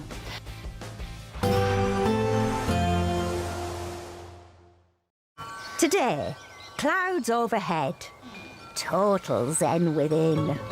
Box Solar sponsors the weather on GB News. Hello, good morning. Welcome to your latest GB News weather update, brought to you from the Met Office. Snow and ice warnings are in force through today until the beginning of Friday. It's going to be another very cold day with a snow warning across parts of the North York Moors. That's an amber snow warning, so there will likely be some travel disruption. And there's a risk of ice across parts of the southwest of England, the far northeast of Scotland, as well as Northern Ireland first thing this morning. However, across more western parts of the UK, it will be another bright day away from the far southwest coast of Pembrokeshire as well as Cornwall. And in the sunshine, not feeling too bad, but the sunshine's not out for too long at this time of year. So still going to feel pretty cold, particularly if you're exposed to the breeze. Across eastern coast, that's where the onshore breeze will bring those snow showers. Similar weather to what we saw yesterday. So across more northeastern stretches of Scotland, will continue to bring snow showers, bringing a risk of icy stretches through this evening. The snow will continue to settle as well. We're going to start to see snowfall totals starting to build up, particularly on the high ground. And that amber snow warning is still in force into this evening across the North York Moors. It will be icy and frosty for inland areas, as well as the temperatures fall away quite quickly through this evening. We're expecting the coldest night of the week so far this evening, as we're going to see long stretches of clear skies, and the winds will fall lighter. That's as the high pressure is starting to topple in from the west. We could see temperatures as low as -11 or -12 degrees in rural areas. areas of Scotland where we've got that lying snow.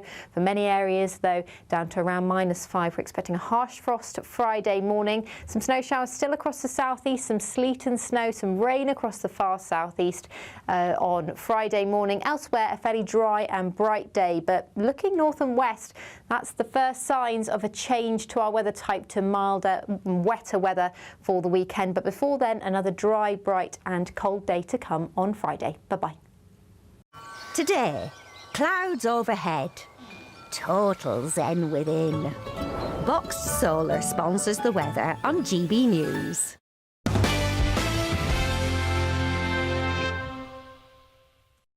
Welcome back to The Late Show Live with me, Bev Turner. So some breaking news this evening. News is emerging from the Trump administration about a Ukraine peace deal. Now, we're hearing that Ukraine could be pushed into leasing part of its territory to Russia under President Trump's proposal to end the war.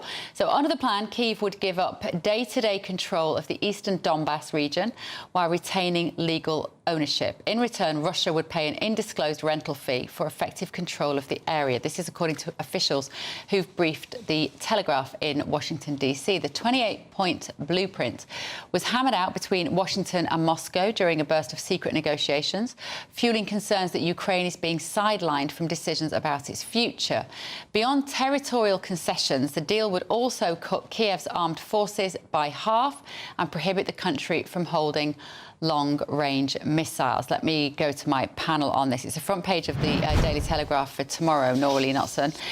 For me, this is very frustrating because I have a feeling this is pretty much what they wanted in the first place. This is what Putin was saying consistently at the start, that his issue was with the Donbass region, where the residents, the citizens of that area, were not being allowed to speak Russian. What's your take on it? I think you're absolutely right. And Zelensky had always ruled this out. And how many people have had to die to get to this point? And today I saw Zelensky said that Trump and Washington are the only ones that can bring peace. And he also met with Erdogan in Turkey as well. So it looks like this is starting to crystallize. And about time too, Steve. Well, yeah, but more might have to crystallise. The thing with this situation, it feels like it could be a temporary peace, because if you've got an area that's legally owned by someone but legally entitled to be leased by someone else, it's a powder keg, isn't it? You can just about balance that until there is some other conflict, and then all of a sudden that will all fall apart.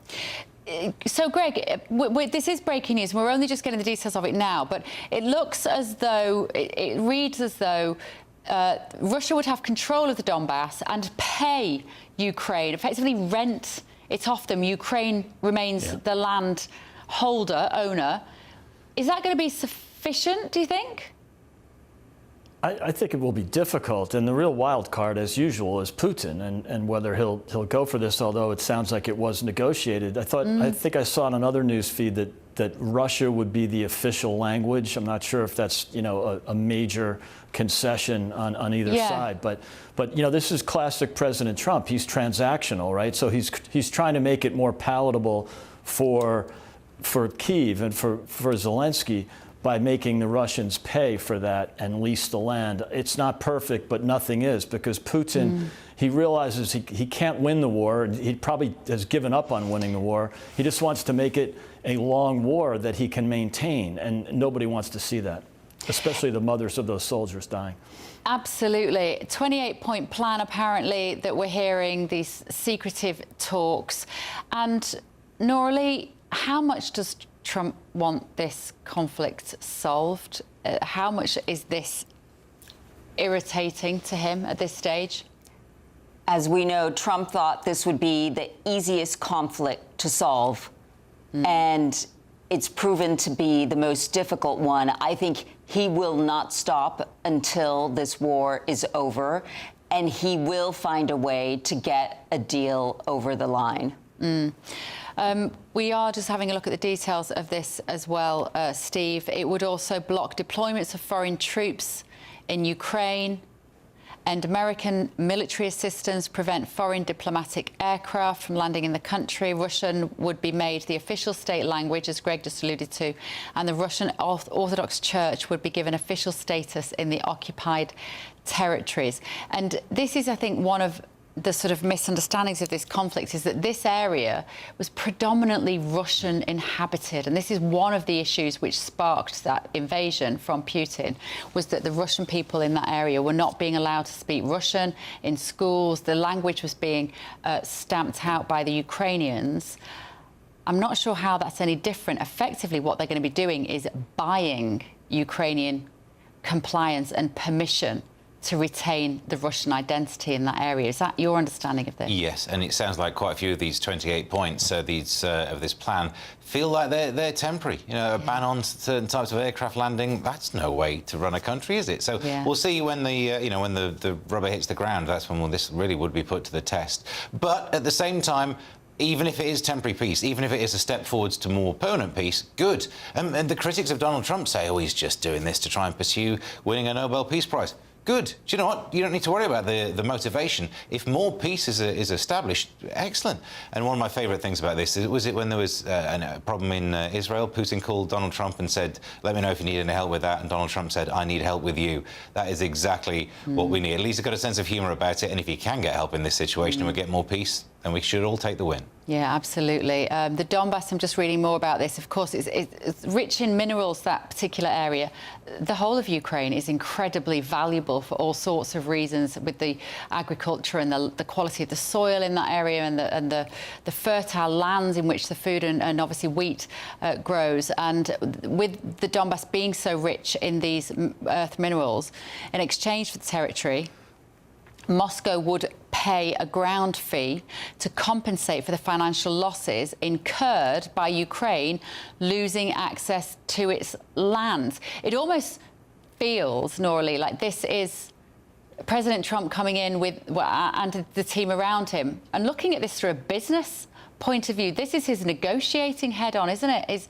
And coming up with a solution which puts to one side any sentimentality about the history of Russia and what Putin might think that should look like going into the future, and just gone, right, well, you're going to owe them some money and they can have the tenants in there and sorted. Is it that simple?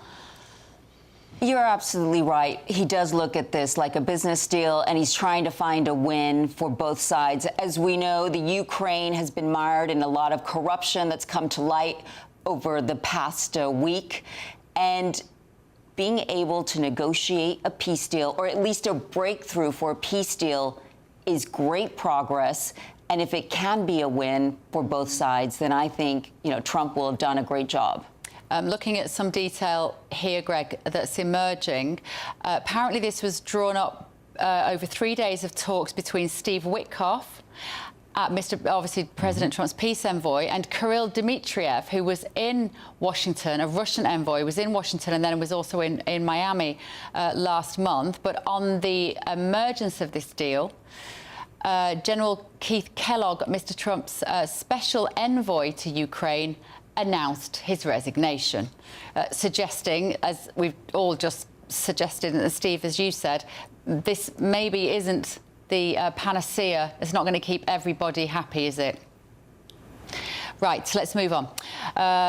So that will, no doubt, they'll be talking about that in breakfast at 6 o'clock this morning on GB News. Now, some more breaking news entering the newsroom. Donald Trump has just signed... President Trump has just signed a bill approving the release of files relating to Jeffrey Epstein by the US Justice Department. He's spoken on Truth Social, saying, I've just signed the bill to release the Epstein files, with an exclamation mark. He also put a lengthy preamble aimed at discrediting the Democrats. And the Justice Department now has 30 days to release the documents it holds on the apparent financier, the paedophile deceased Jeffrey Epstein. Right, this vote was yesterday, Noralie, and now Trump has had it on his desk, he's signed it, and we've got 30 days now before the Justice Department releases the documents. How do you feel this is going to go? Who is it going to land badly for? Well, as we saw today, Larry Summers, who was treasurer under Clinton, he teaches at Harvard Law. He used to be the president of my university, Harvard. He's now had to resign from OpenAI and other board positions because there were some intimate letters with Epstein asking for relationship advice on his extracurricular activities outside of his marriage. Let's just put it that way. So I think a lot of people are going to get very embarrassed by emails that come out. Greg, what's your thoughts on how this goes? I do keep hearing repeatedly this is going to backfire on the Democrats. There are many more Democrats implicated in this, and also celebrities who maybe have just publicly supported the Democrats. Then there are Republicans. Yeah, I would think so. Look, the Democrats are the ones who are the beneficiaries of so much of Jeffrey Epstein's political donations. And so I don't think there's any record of a Republican receiving any campaign contributions from Epstein. So it will hurt the Democrats. I also find it, quite two-faced for the Democrats. They had this information for 4 years during the Biden years and chose not to release it. But then when Trump was president, they decided to make it an issue and act like they're the ones who've been, pushing Trump. It wasn't the Democrats. It was actually the Republicans that pushed him, even when he didn't want to do it. He didn't want to have a lot of people embarrassed and humiliated. And obviously there's no indictable crimes in the files. So if there was, there would have been indictments already. But I also would remind the viewers in the UK that, the Democrats for 4 years ignored the biggest sex trafficking racket in the world, which was the open border with Mexico. And when we turned over that management to the sex and drug trafficking cartels and human trafficking cartels. And so for them to get all excited, just this year about this scandal of sex trafficking, it's just a little bit two-faced in my view. Yeah. Steve, do you think the British public care about the Epstein files? Yes, because it's often front page news, even though it's not our country, because we're interested in it for a few reasons. One of them may have been Lord Mandelson. It's no longer Lord Mandelson. Everyone's losing their titles these days. I don't know what to call people. And someone called Andrew. I don't know what else his name is now. But that's some of the reasons why we are linked to this story. But also, it's popcorn, isn't it? It's drama. It's the kind of thing that we like in newspapers, that kind of scandal. This post on Truth Social, I think, is interesting because it's Donald Trump trying to take ownership of releasing the files that probably didn't want to release. So this is more kind of, no, I wanted to release them all along. Yeah, there's not going to be any smoking gun in there, but it is going to be fascinating. I'm more in favour of more information being out there. Let the files out there, let's read through them and let's think they will fall as they will. And Noralee, this is something that the MAGA base have been clamouring for. There are those people who said, I only voted for President Trump because he assured me via Kash Patel that we were going to see all the details. So they will be very happy tonight. Yes, they will be happy tonight. And for them, it's not about Trump. It's not that they think there's a problem with Trump. It's about the victims of Jeffrey Epstein's trafficking of young women. Yeah, we heard yesterday one of the suggestions was that there could be thousands of women named in these emails over such a prolonged period of time. And maybe it's just, Steve, because I presume Americans are always looking to sue everybody all the time, but there could be some huge claims here, could there? I don't know who they would claim against. That's true, yes, because the CCTV in his cell didn't cover all the time, so we don't really know what happened. But yeah, you're right. And if this is one of the cases where you wouldn't mind Americans being prone to go straight to the lawyers, this is the kind of thing where it should happen. So again, the more information we get out, if this is actually going to show information that shows us what happened to these women, we should know about it, and they should find some way of trying to get some sort of justice, if that's possible. Yeah, although why do I have this sinking feeling, even as we're saying this, and we should be going, amazing, get the trumpets out, where this is what everyone's been waiting for, transparency and some sort of justice for the victims. I still have this heart sink that the deep state is so deep, Greg, that we're still not going to get the answers that we want about what exactly was going on Epstein Island. Who was Jeffrey Epstein working for? What were those films used for? What benefits? What blackmail? I'm just not sure we're going to have the questions answered. Yeah, it's a good point, Bev, because we've already had 60,000 pages released already, and so how much more can there be? And will we ever know if all of the actual information was made public? I doubt it. And so there's always going to be the argument that this is classified, or it's grand jury testimony that isn't typically released to the public. There's going to be all kinds of arguments for it, but I do think what will happen is you'll have some people publicly humiliated, like as Nora Lee pointed out, we've already seen with Larry Summers. And the question is, what did they know and when did they know it? The crime of this, and it relates a little bit to the UK scandal with the grooming gangs or the rape gangs, is that it's not just the crime, although the crimes are horrific, obviously. It's that both Jeffrey Epstein and these grooming gang people were protected by the elites, by the people who didn't, in the UK's case, they didn't want to be politically incorrect. And in the US's case, it was people that were running with this circle of people, Jeffrey Epstein knew everybody, and he was wealthy, and he had his own island. People wanted to protect him, and that's what's really criminal about it, even if it wasn't actually criminal.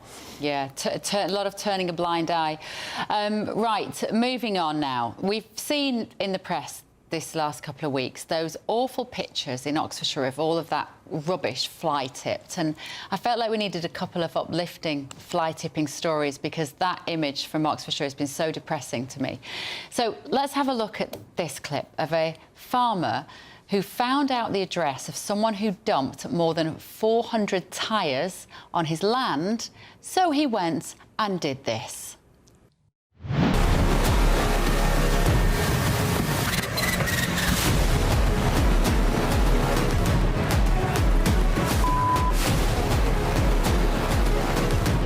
On the radio, we're looking at a street, clearly in England, I would say, and a big truck, a flatbed truck, has just dumped those 400 tyres back on the street, and then a load of his mates are putting them back in the garden of the person who dumped them on his land in the first place.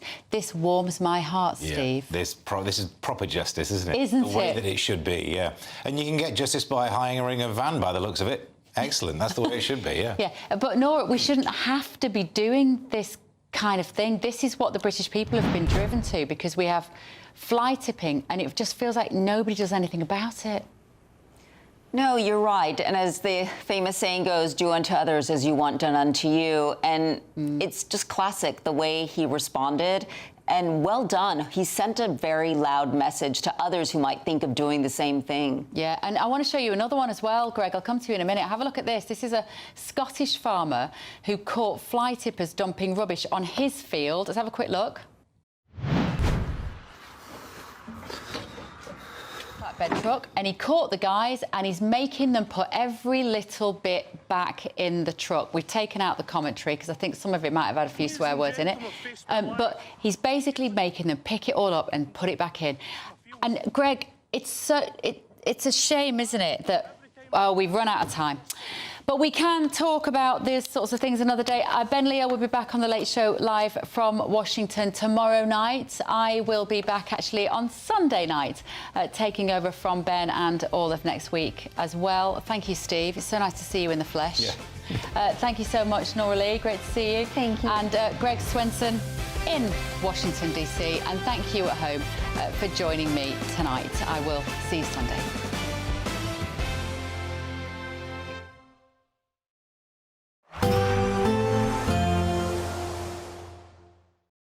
Today, clouds overhead, total zen within. Boxed Solar sponsors the weather on GB News. Hello, good morning. Welcome to your latest GB News weather update brought to you from the Met Office. Snow and ice warnings are in force through today until the beginning of Friday. It's going to be another very cold day with a snow warning across parts of the North York Moors. That's an amber snow warning, so there will likely be some travel disruption. And there's a risk of ice across parts of the southwest of England, the far northeast of Scotland, as well as Northern Ireland first thing this morning. However, across more western parts of the UK, it will be another bright day away from the far southwest coast of Pembrokeshire as well as Cornwall. And in the sunshine, not feeling too bad, but the sunshine's not not out for too long at this time of year, so still going to feel pretty cold, particularly if you're exposed to the breeze. Across eastern coast, that's where the onshore breeze will bring those snow showers. Similar weather to what we saw yesterday. So across more northeastern stretches of Scotland, we'll continue to bring snow showers, bringing a risk of icy stretches through this evening. The snow will continue to settle as well. We're going to start to see snowfall totals starting to build up, particularly on the high ground, and that amber snow warning is still in force into this evening across the North York moors. It will be icy and frosty for inland areas, as well as the temperatures fall away quite quickly through this evening. We're expecting the coldest night of the week so far this evening, as we're going to see long stretches of clear skies, and the winds will fall lighter. That's as the high pressure is starting to topple in from the west. We could see temperatures as low as -11 or -12 degrees in rural areas of Scotland, where we've got that lying snow. For many areas, though, down to around -5. We're expecting a harsh frost Friday morning. Some snow showers still across the southeast, some sleet and snow, some rain across the far southeast on Friday morning. Elsewhere, a fairly dry and bright day, but looking north and west, that's the first signs of a change to our weather type to milder, wetter weather for the weekend. But before then, another dry, bright and cold day to come on Friday. Bye-bye. Today, clouds overhead. Total zen within. Boxed Solar sponsors the weather on GB News.